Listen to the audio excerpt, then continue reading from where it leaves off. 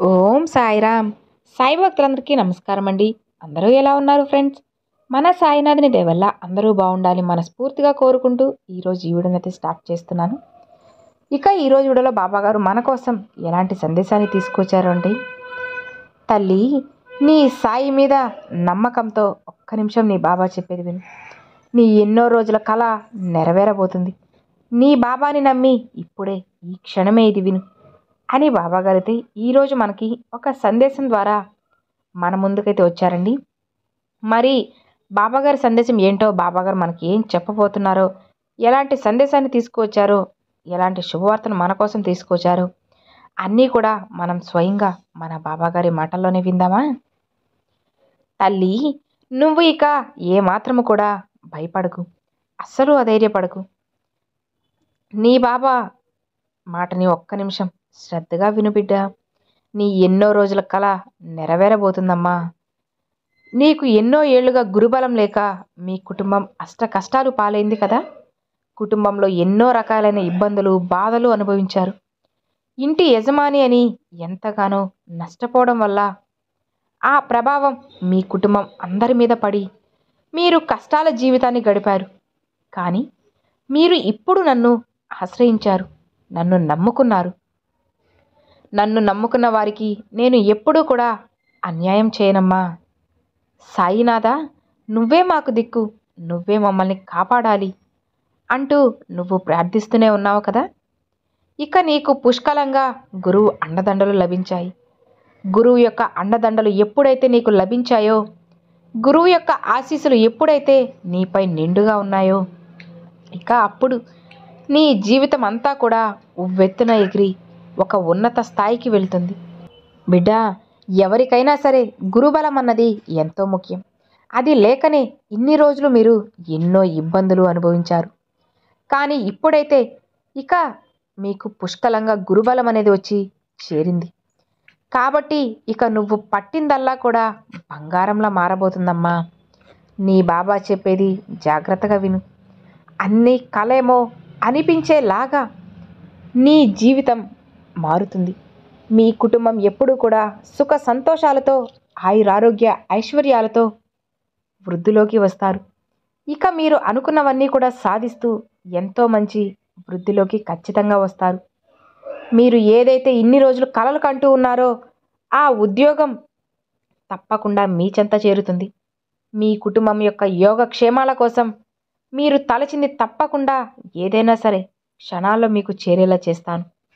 ఇకపై కూడా ఈ గురుబలం ఎప్పటికీ కూడా మీకు తోడుగా ఉండేలాగా నేను ఆశీర్వదిస్తున్నానమ్మా. నీ సాయి మాట అస్సలు పొల్లుపోదు తల్లి, జాగ్రత్తగా ఉండు. ఇకపై నువ్వు హాయిగా జీవితాన్ని గడుపుతావు. ఈ గురుబలం పెంపొందించుకోవడానికి ఇక మీరు చేయవలసిన చిన్న పని ఏంటి అంటే, ఇంటిలోని వారందరూ కూడా ఎల్లవేళ్ళ గురునామ స్మరణ చేయడమే. మంచి మనసుతో నడవడం, మంచి బుద్ధి కలిగి అందరితో సామరస్యంగా మెలగండి. ఇక మీకు ఎల్లవేళలా కూడా నీకు తోడుగా నేనుంటాను. మీరు ఎప్పుడు నన్ను స్మరించుకుంటూ ఉండండి. మీకు అంతా కూడా మంచే జరుగుతుంది బిడ్డ. మీరు జీవితంలో కోల్పోయిన దానికంటే ఎన్నో రెట్ల లాభం తప్పకుండా మీరు పొందుతారు. ఇక మీరు అనుకున్నవన్నీ కూడా నెరవేర్చుకుంటారు. అతి త్వరలోనే మీరు నూతన గృహం నిర్మించు మిత్రులతో ఆనందంగా గృహప్రవేశం కూడా చేసుకుంటారు.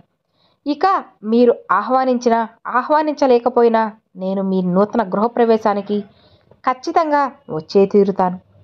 మొదటి ఆహ్వానం నేనే పలుకుతానమ్మా. ఎందుకంటే నా బిడ్డ నన్ను పిలవాల్సిన అవసరమే లేదు. మీ మనసులో ఎల్లప్పుడూ కూడా నేను ఉంటాను.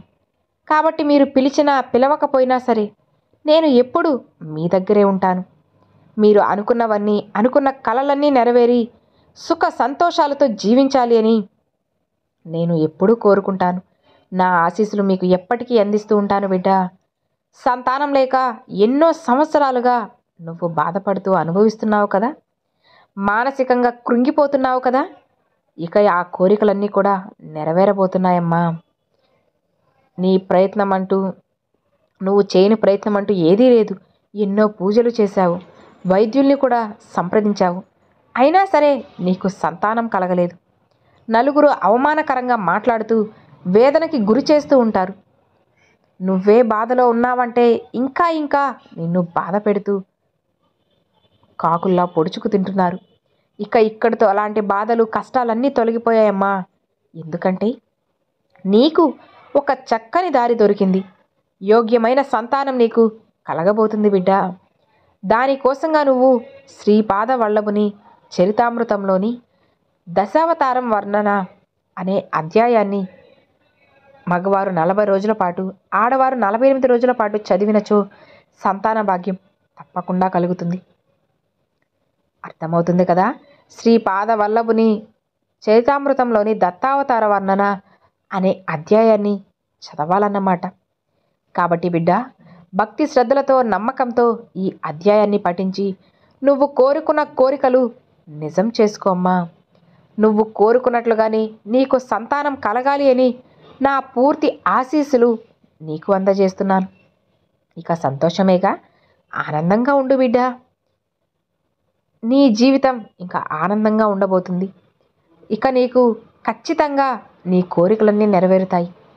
పిల్లలకు వివాహం జరిపించి వారు ఆనందంగా జీవిస్తే చూడాలని, వారి కోసం మంచి సంబంధాలు వెతుకుతూ ఆలస్యం అవుతుందని ఆందోళన చెందుతున్న తల్లిదండ్రులకు, అలానే జీవితంలో ఎలాంటి లోటు లేకుండా చక్కగా జీవించాలని బిడ్డలకు యోగ్యమైన తోడు దొరకాలని కోరుకునే వారికి ఒక మంచి యోగ్యమైన సంబంధం అనేది రావడానికి, త్వరితగిన మంచి సంబంధం వచ్చి వివాహం అనేది జరగడానికి ఒక మంచి అవకాశం ఉంది. శ్రీపాద వల్లభుని చరితామృతంలోని శ్రీ వాసవి నగరేశ్వర్ల వృత్తాంతం మరియు అలానే ధనగుప్తుల వారి ఇంటికి వెళ్ళడం అనే 2 అధ్యయనాలు చదవండి. ఖచ్చితంగా మగవారు 40 రోజులు, ఆడవారైతే 48 రోజులు చదవడం వల్ల వారి బిడ్డలకు మంచి యోగ్యమైన సంబంధం అనేది వచ్చి సుఖవంతమైన జీవితం కలుగుతుంది. ఇంకొకసారి చెప్తాను, జాగ్రత్తగా విను బిడ్డ. ఇది కేవలం నీకోసం మాత్రమే ఇన్నిసార్లు మరీ చెబుతున్నాను. శ్రీపాద వల్లభుని చరితామృతంలోని ఒక కొత్త శ్రీ వాసవి నగరేశ్వర్ల వృత్తాంతం మరియు ధనగుప్తుల వారి ఇంటికి వెళ్ళడం అనే ఒక 2 అధ్యాయాలు మగవారు 40 రోజుల పాటు, ఆడవారైతే 48 రోజుల పాటు చదవడం వల్ల వారి బిడ్డలకు మంచి యోగ్యమైన సంబంధం వచ్చి సంతోషంగా ఉంటారు. అలానే మంచి జీవిత భాగస్వామి రావాలని కోరుకునేవారు కూడా ఈ అధ్యాయం చదివి యోగ్యమైన భాగస్వామిని మంచిగా పొంది ఆనందకరమైన జీవితం అనేది సొంతం చేసుకోవచ్చు. ఇది నీకోసమే మరీ ఇన్నిసార్లు చెబుతున్నానమ్మా. నీకు మంచి భాగస్వామి దొరకాలని నా ఆశీస్సులు ఎప్పుడూ కూడా నీకు అందిస్తున్నాను. ఇక మీకు అప్పుల బాధలు తొలగాలి అన్నా సరే, అలానే ఆర్థిక ఇబ్బందులు తొలగాలన్నా కూడా ఈ చిన్న పరిహారాలు చేసుకుంటూ ఉంటే కనుక నీకు ఎలాంటి ఆపద వచ్చినా కానీ నేను ఉన్నానని మాత్రం నువ్వు అస్సలు మర్చిపోవద్దమ్మా. ఖచ్చితంగా నీ బాబా నీకు ఓదార్పుని ఇస్తారు. నీ పూర్తి బాధని నాతో చెప్పుకో బిడ్డ. ఖచ్చితంగా నేను నీకు సాయం అనేది తప్పకుండా చేస్తాను. నీకు ఒక సంతోషకరమైన వార్తను అందిస్తాను. ఇక అది నువ్వు తెలుసుకున్న తరువాత నువ్వు ఎంతో ఆనందిస్తావు కూడా. ఎందుకంటే నువ్వు ఈ రోజు వరకు ఎన్నో ఇబ్బందులు పడ్డావు, ఎన్నో కష్టాలు అనుభవించావు, అవమానాలు ఎదుర్కొన్నావు. నీ చేతిలో డబ్బు అనేది లేక అనేక రకమైన బాధలు పడ్డావు. జీవితంలో బ్రతకడానికి ఎంతో అవసరమైన ధనం లేకపోతే మనిషి జీవితం ఎంతో నరక యాతనతో గడుస్తుంది. నిజమే కదా? ఎందుకంటే ఈ ప్రస్తుత కాలంలో ఏది కావాల్సిన ధనంతోనే ముడిపడి ఉంది కాబట్టి. మరి అలాంటి ధనం లేకపోతే ఆ మనిషి జీవితం అనేది ఏ విధంగా, ఏ రకంగా నరకప్రాయంగా ఉంటుందో నీకు తెలిసినంతగా ఇంకెవ్వరికీ తెలియదు. నిజమా బిడ్డ? ఇక నువ్వు ఆ లోటు ఎంతగానో అనుభవించావు. డబ్బు లేక ఎన్నో ఇబ్బందుల పాలై ప్రతి ఒక్కరి దగ్గర చెయ్యి చాచాల్సిన పరిస్థితికి కూడా వచ్చింది. ఇక ఈ ధనం అన్నది ఇంట్లో నీకు ప్రశాంతతని ఇస్తుంది. ఒకవేళ నీకు ధనం లోటు ఉంటే కనుక ఆ ఇంట ప్రశాంతత పోయి ఇంట్లో ఇక గొడవలు, కొట్లాటలు జరుగుతాయి. ఎందుకంటే బిడ్డ, పిల్లలకి, పెద్దలకి, ఆహారానికైనా లేదా ఔషధానికైనా వేటికైనా సరే అవసరమైంది ధనమే కదా. నీకు డబ్బు లోటు అనేది ఉండడంతో నువ్వు అనుభవించిన మానసిక వేదన సామాన్యమైనది కాదు. ఎవరి దగ్గర కూడా నువ్వు సహాయం పొందినప్పుడు వారు నిన్ను చూసే చూపు, చులకన భావన మనసుకి ఎంతో కష్టంగా ఉండేవో నాకు మాత్రమే తెలుసమ్మా. ఇక ఆ తర్వాత వారు నిన్ను వారు పనివారిగా ఊహించుకొని నీకు రకరకాల పనులు చెప్పి ఇబ్బందులు పెట్టడం కూడా నేను చూశాను. ఇవన్నీ కూడా నీకు కర్మలో అనుభవించాలని ఉన్నప్పుడు తప్పదు కదా బిడ్డ. అన్నీ అనుభవించేశావు. ఇక ఇప్పుడు నీకోసం తీసుకొచ్చిన సంతోషకరమైన శుభవార్త ఏంటి అంటే, నువ్వు అనుభవించిన గడ్డు కాలం ధనం లేక ఎంతో బాధపడ్డావు. ఇబ్బంది పడిన రోజులకు ఇదే చివరి రోజు. ఇక తర్వాత నువ్వు ధనవంతుడిగా మారిపోబోతున్నావమ్మా. ఇక నువ్వే ఒకరికి ఆపదలో ఆదుకునే స్థాయికి కూడా వెళ్ళబోతున్నావు. గుర్తుపెట్టుకో బిడ్డ, ఈ రోజు మొదలుకొని నీకు మరలా ఎప్పుడూ కూడా ధనానికి లోటు అంటూ ఉండదు. ఎల్లవేళలా కూడా నీకు చేతిలో ఆదాయం అనేది రోజు రోజుకి వస్తూనే ఉంటుంది. నువ్వు ఎంతో ఇబ్బందిని ఇప్పటి వరకు అనుభవించావు కదా. కాబట్టే నువ్వు ధనవంతుడైన తరువాత ఎవరినీ కూడా చులకనగా అస్సలు చూడకమ్మా. మనస్ఫూర్తిగా నీకు సహాయం చేయాలనుకుంటే చెయ్యి, లేదంటే నువ్వు ఊరుకో అంతే తప్ప సహాయపడి వారితో నువ్వు దాస్యం చేయించుకోవాలన్నది మాత్రం ఎప్పుడు కూడా అనుకోకు. ఎందుకంటే ఆ బాధ ఎలా ఉంటుందో నువ్వు చూసావు కదా, అనుభవించావు కదా.